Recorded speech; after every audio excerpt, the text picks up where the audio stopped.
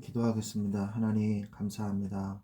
오늘 아침에도 주의 말씀을 주시고 이 말씀을대로 우리의 마음과 심령을 인도하여 주시옵소서. 하나님께서 함께 하실 줄 믿고 예수 그리스도의 이름으로 기도합니다. 아멘.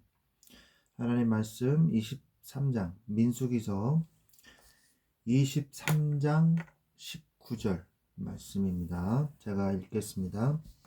하나님은 사람이 아니시니 거짓말을 하지 않으시고 인생이 아니시니 후회가 없으시도다. 어찌 그 말씀하신 바를 행하지 않으시며 하신 말씀을 실행하지 않으시랴. 아멘. 네, 제가 개인적으로 이 성경 구절은 설교할 때도 많이 인용을 하고 제가 많이 묵상하는 그런 성경입니다. 그런데 하나님은 이 귀한 말씀을 거짓 선지자의 입을 통해서 말하게 하셨다는 거죠. 참 아이러니하죠. 하나님은 거짓 선지자의 입을 통해서도 하나님의 백성을 축복하시고야 만다는 것이에요. 아무리 이 세상의 모든 저주를 모아다가 가장 악한 저주를 모아다가 저주를 퍼부으려고 해도 하나님의 자녀는 절대 망할 수 없다는 사실을 하나님은 말씀해 주고 계시는 것입니다. 오늘 말씀을 통해서. 민수기서 23장의 내용은요. 이스라엘 민족이 본격적으로 이제 40년 차 이제 끝나고 가나안 땅에 들어가는 이 중요한 교두보를 확보하는 그런 이 일들을 진행을 해 나갑니다. 하나님께서. 그래서 모압 왕이 질의 겁을 먹어요. 질의 겁을 먹고 이거를 어떻게 해결할까 하다가 미디안에 있는 누구예요? 부돌의 점술가 발람을 이제 초청을 하지 않습니까? 그래서 결국에는 삼고초려가 아니라 이고초려죠. 그래서 드디어 발람을 모셔왔어요. 그래서 극진히 대접을 하고 드디어 이제 높은 산에 올라가서 그래서 이제 제발 저주 좀 해주세요 라고 이제 합니다. 그래서 22장 41절에 보면은 그를 인도하여 바알의 신당에 오르매 발람이 거기서 이스라엘 백성의 진 끝까지 보니라 이런 내용이 나오거든요. 진 끝까지. 그러니까 처음부터 끝까지 다 봤다는 거죠.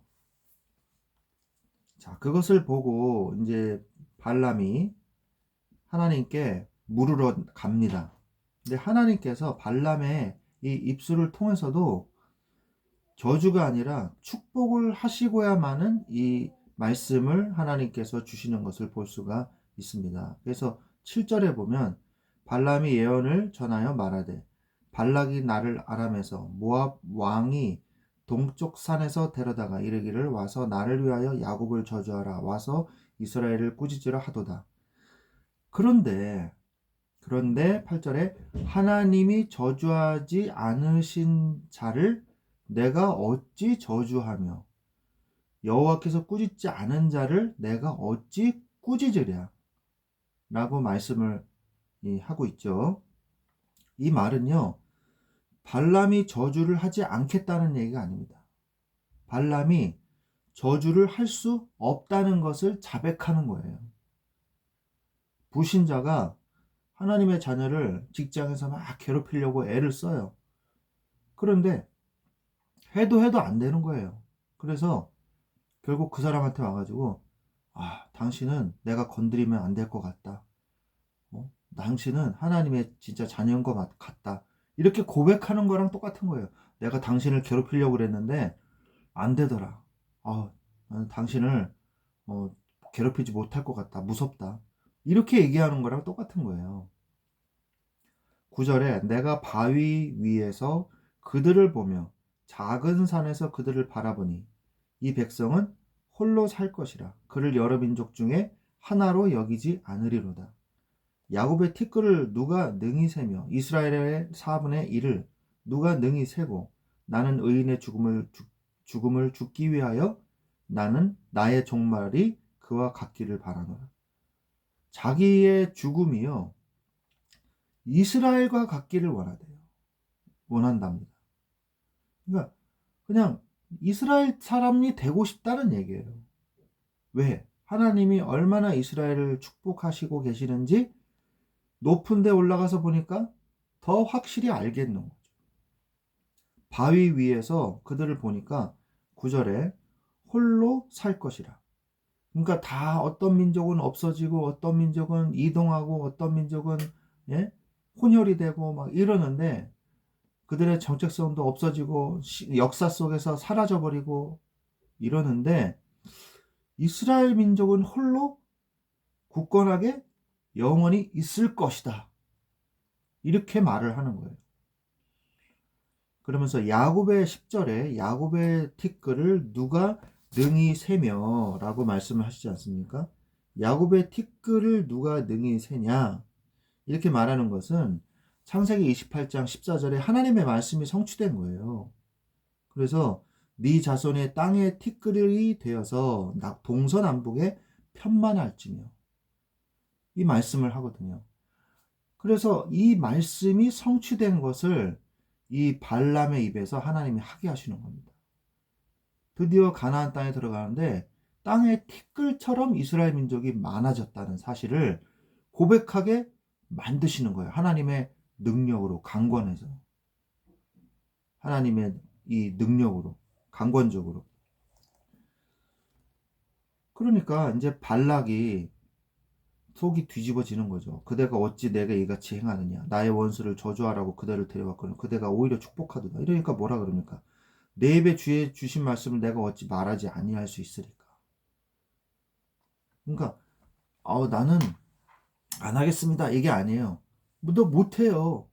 저 못합니다. 이거 제가 저주하려고 저자만 꺼내도 축으로 바뀐다는 거죠. 이게 하나님의 자녀입니다. 하나님의 자녀는요, 어느 누구도 쓰러뜨릴 수가 없어요. 그리스도의 사랑에서 끊을 수가 없어요. 하나님의 자녀는요, 하나님의 뜻을 이루기까지 그 뜻이 응답될 때까지 하나님의 자녀는 절대로 넘어질 수 없다는 사실. 그런데 정말 중요한 거는요, 이스라엘 민족이 그리고 우리 자신이 더 잘 알아야 돼요. 불신자가 보기에도 우리가 축복의 존재인데 내가 나 자신을 생각하는데 축복의 존재라는 사실을 잊어먹고 있다, 망각하고 있다, 불신앙하고 있다. 이거는요 하나님이 보시기에 너무 악한 생각인 것입니다. 그래서 불신앙은요 악한 생각이에요. 죄예요, 죄. 불신자가 봐도 하나님의 자녀가 복의 근원으로 보이는데 내가 나 자신을 볼 때 나를 굉장히 악하게 보고 비참하게 보고 이렇게 본다는 것은 하나님께서 보시기에 너무 참담하신 거죠. 참담한 일이죠. 우리가 우리 자신을 잘 알아야 돼요. 그러면서 두 번째 예언을 합니다. 자, 두 번째 이제 저주하라 이렇게 얘기를 하는데 이번엔 발람이 다른 곳으로 인도를 하죠. 발람 선지자를 비스가산 꼭대기에 7제단을 쌓고 각 제단에 숫송아지와 순양을 드립니다. 14절에. 왜 그렇게 했냐? 첫 번째 예언에서는 이스라엘의 그 행군하는 그 진중을 다 보여준단 말이에요. 네? 다 보여줘요. 그래서 제가 못한 게 있는데요. 10절에 보면은 이스라엘 4분의 1을 누가 능히 셀고 이렇게 말을 하죠. 나는 의인의 죽음을 죽기 위하며 죽음을 죽기 원하며 이렇게 되는데 4분의 1을 누가 능히 셀고 이게 무슨 말이냐? 이스라엘이 이동할 때 크게 행군의 이동 순서가 맨 앞에 언약궤를 메고 가는 고핫 무리가 있고 그 앞에는 이제 구름 기둥이 있고요. 불 기둥이 있고 그 다음에 이제 유다 지파의 깃발을 따라가는 한 지파 그리고 루벤의 지파를 따라가는 또 한 지파, 이렇게 하면서 네 지파로 나눠지잖아요. 그 네 개의 깃발로 나눠서 진영이 이동을 하거든요. 그 사이사이에는 이제 성막의 물건들을 지고 이게 수레에 태워서 가져가는 레위인들이 있고요. 그 네 무리로 가거든요. 그 네 무리 중에 한 무리만 본 거예요. 그런데 그 한 무리가 어떻다고요? 티끌 같다는 거예요. 한 무리만 봐도 어마어마한 이 군사라는 거죠. 모압의 이 바락이요. 뭐 때문에 질렸냐? 저 이스라엘 민족의 어마어마한 대군을 보고 60만 대군을 보고 깜짝 놀란 거거든요. 근데 이들이 오합지졸이 아니라는 거예요. 그냥 우 몰려가는 그런 그냥 떼거리가 아니라 정확하게 진군을 펼치면서 진영을 펼치면서 이동하는 이 칼각을 이루면서 이동하는 진영의 무리라는 거죠. 그러니까 오합지졸이 아니라는 거죠. 이 훈련이 잘 된 이 이스라엘 군대를 보고 모압 왕은 공포에 사로잡힌 거예요. 그래서 이 발람도 이들의 잘 훈련된 모습을 보고 깜짝 놀라서 이렇게 축복한 줄 알고 이번에는 비스가산 꼭대기에 이릅니다. 이스라엘 민족이요. 모압 평지에 있다고 그랬거든요. 근데 비스가산에서 보면 모압 평지에 있는 게 다 보이지 않는 거예요. 일부만 보이거든요. 그래서 그 끝자락만 보고 얼마 안 되는구나 이렇게 보고 판단해서 이제 저주하겠지, 겁에 질리지 않고 저주하겠지 라고 생각을 한 거죠. 그래서 18절에 발람이 예언하여 이르기를, 발락이요 이제 두 번째 저주입니다. 축복입니다. 예언입니다. 발람이 예언하여 이르기를, 발락이여 일어나 들을지어다. 십볼의 아들이여 내게 자세히 들으라. 하나님은 사람이 아니시니 거짓말을 하지 않으시고, 한글 개혁판은 시건치 않으시고 이렇게 말씀을 하죠. 인생이 아니시니 후회가 없으시도다. 이 말이 무슨 말입니까? 하나님은 인간과 같은 하나님이 아니라는 거예요. 하나님은 다른 타 민족들이 섬기고 있는 우상과 같은 하나님이 아니라는 거예요. 그래서 어찌 그 말씀하신 말을 행하지 않으시며 하신 말씀을 실행하지 않으시려. 하나님이 뱉으시다 그러니까 좀 이상하니까 하나님이 그 선포하신 그 말씀은 절대로 그냥 끝나지 않는다는 것. 반드시 뭡니까? 성취되고 실행하신다는 것. 내가 축복할 것을 받았으니 그가 주신 복을 내가 돌이키지 않으리라. 돌이킬 수 없는 거죠. 야곱의 허물을 보지 아니하시며 이스라엘의 반역을 보지 아니하시는도다. 자, 생각을 해보세요. 자기 자식이 잘못한 거하고 남이 잘못한 거하고 다르죠. 자기 자식을 잘못하면요 결국은 용서해주죠. 그러나 남이 내게 잘못한 거는요 형사 고발하죠. 그죠? 그리고 그 대가를 치르게 하죠. 근데 자식이 잘못한 거는 야단치고 용서해주죠. 그리고 바른 길로 인도하려고 그러죠. 그게 다른 점이잖아요. 이스라엘 민족이요 잘못을 안 한 것은 아닙니다. 그러나 하나님께서 이스라엘 민족을 보실 때 반역을 허물을 보지 않으신다는 거예요. 저주받을 짓이 아니라는 거죠. 저주받을 수 없다는 거예요. 왜? 하나님의 백성이기 때문에. 우리는 우리 인생에서도 우리 신앙생활에서도 잘못한 것이 있고 힘든 것이 있고 그런 것이 있어요. 우리의 허물이 있습니다. 그러나 그것으로 인해서 영원히 저주받지는 않습니다. 왜? 하나님의 자녀이기 때문이죠. 하나님은 하나님의 백성을 잘못을 좀 하고 좀 다른 길로 간다 할지라도 목자가 그 양을 올바른 길로 인도하신 것 같이 우리를 결국 하나님의 뜻대로 인도해 내시고야 만다는 거예요. 그게 바로 하나님의 백성의 축복인 것이죠. 그래서 여호와 그들의 하나님이 그들과 함께 계시니 왕을 부르는 소리가 그 중에 있도다. 하나님을 부르고 하나님을 찾는 백성이라는 거예요. 22절에 하나님이 그들을 애굽에서 인도하여 내셨으니 그의 힘이 들소와 같도다. 야곱을 해야 할 점술이었고 이스라엘을 해야 할 복술이었도다. 나는 할 수 없다.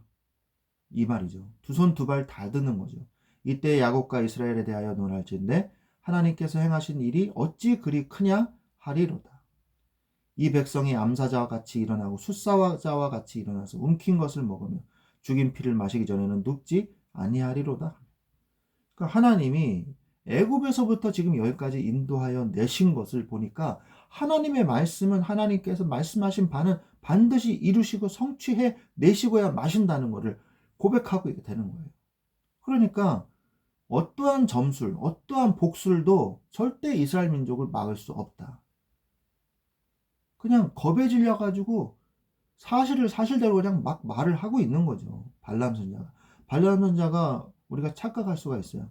야, 발람 선자 믿음이 좋네. 하나님 믿는 사람인가 보네. 절대 그렇지 않습니다. 성경은 우리가 나중에도 저번에도 말했지만 이 발람의 꾀로 인해서요. 결국 이스라엘 민족이요. 굉장히 큰 시험에 듭니다. 부올에서. 이 돈에 눈이 멀어가지고 이 발락이 돈을 많이 준다 그랬잖아요. 그래서 결국 눈이 멀어서 이 술책을 얘기를 해요. 여자들을 보내가지고 타락시켜라. 이 여자와 음행과 우상은 세트거든요. 패키지란 말이에요. 그래서 그들을 타락시켜라. 그럼 우리 하나님의 자녀들도요. 이 부분에 대해서 심각하게 생각을 해봐야 돼요. 내부적인 불신앙. 외부에서 공격해오는 핍박이 아니라 내부적인 나의 내면의 불신앙이 나에게 큰 가장 적이라는 사실이죠. 자, 그것은 이제 나중에 다루고요. 그래서 할 수가 없다는 거예요. 이 백성이 암사자 같고 숫사자 같다는 거죠. 그러니까 공격해가지고 한번 멸망시키려고 싸움을 붙으면 절대 우리가 이길 수가 없다. 결국 숫사자가 이기게 될 것이다. 그 먹이를 쟁취해내고야만은 숫사자와 같다. 우리가 덤비면 안 된다. 그 얘기를 하고 있는 것입니다. 그래서 결론적으로 우리가 불신자의 세계와 세상은요. 하나님의 자녀를 공격하지 않는 것이 아니라 공격하지 못하는 거예요. 그리고 공격하려 해도 실패한다는 사실입니다. 우리는 그리스도 안에서 안전합니다. 하나님은 분명히 하나님의 뜻이 이루어지도록 우리를 끝까지 인도하실 것입니다. 그 다음에 두 번째로 하나님이 택하신 민족은요. 그 누구도 핍박을 못하고요. 하나님의 뜻을 꺾을 자는 없다는 사실이에요. 하나님은 하나님의 뜻을 이루어내시고야 마시는 하나님이시라는 것입니다. 하나님은 불신자의 입을 통해서 저주하려는 자의 입을 통해서 그의 자녀를 축복해 내시고야 마는 하나님이신 것입니다. 이 든든하신 하나님, 신실하신 하나님, 믿으신 하나님을 우리가 믿고 승리하면 되는 것입니다. 주의할 것은 뭐예요? 우리 내면의 불신앙이에요. 이것을 조심하시고 하나님을 믿으시기를 바랍니다. 하나님을 믿는 것이 광야에서 살아가는 가장 중요한 방법이요 비밀인 것입니다. 이 축복을 누리시기를 주 예수 그리스도의 이름으로 축원드립니다. 기도하겠습니다. 하나님 감사합니다. 우리를 광야에서도 철통같이 지켜주시고 어떠한 고난과 어떠한 공격과 어떠한 저주도 우리에게 통하지 않음을 우리가 오늘 확인하고 감사를 드립니다. 하나님, 어떠한 이 불신자의 공격에도 하나님은 그것을 축복으로 바꾸시며 하나님의 주권 우리를 보호하고 계심을 우리가 깨달아 알게 하시며 오직 불신앙만 하지 않고 정말 하나님만 믿고 믿음으로 광야에서 승리할 수 있도록 주여 도와주시옵소서. 오늘도 주님을 따라 불기둥을 따라 구름기둥 따라 가는 이스라엘 민족과 같이 성령의 인도 따라가는 우리의 여정이 되게 하여 주시옵소서. 감사하며 주 예수 그리스도의 이름으로 기도합니다. 아멘.